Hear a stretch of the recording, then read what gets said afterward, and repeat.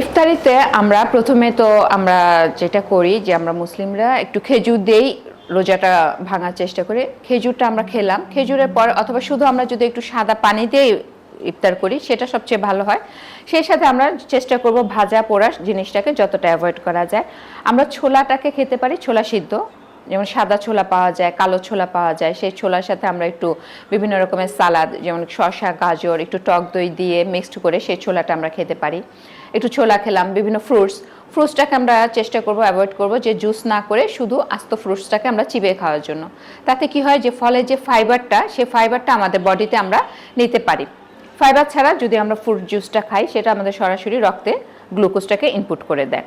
তো এই জন্য আমরা চেষ্টা করব ফ্রুট জুসটাকে অ্যাভয়েড করে আমরা নর্মাল ফ্রুট সালাদ করা যায়। ফ্রুট সালাদটাকে আমরা একটু বিভিন্ন রকমের ফ্রুটকে একটু টক দই দিয়ে তার সাথে একটু লেবুর রস, একটু হানি দিয়ে এটাকে আমরা একটা ফ্রুট সালাদ করে খেতে পারি। তারপরে আমরা এই প্রোটিন রাখতে পারি ইফতারিতে কিছু, একটা সেদ্ধ ডিম, একটু চিকেন ব্রেস্ট। এটা আমরা গ্রিল করে, চিকেন ব্রেস্টটা যদি গ্রিল করে খাই এটা সবচেয়ে বেশি ভালো হয়। এরপরে আমরা চেষ্টা করব যে ইফতারির সময় যে একবার অনেকগুলো খাবার যেন আমরা না খেয়ে ফেলি। ধীরে ধীরে প্রথমে একটু ফল খেলাম, তারপর আস্তে আস্তে একটু প্রোটিন খেলাম, এরপরে বাকি খাবারগুলো আমরা খেলাম। ধীরে ধীরে খেলে দেখবেন যে অনেক সময় আমরা সারাদিন পরে খাওয়ার পরে আমাদের কি হয় যে আমাদের খুব হাঁসফাঁস লাগে, গ্যাস হয়ে গিয়েছে, আমরা শ্বাস নিতে পারছি না, খুব টায়ার্ড লাগে।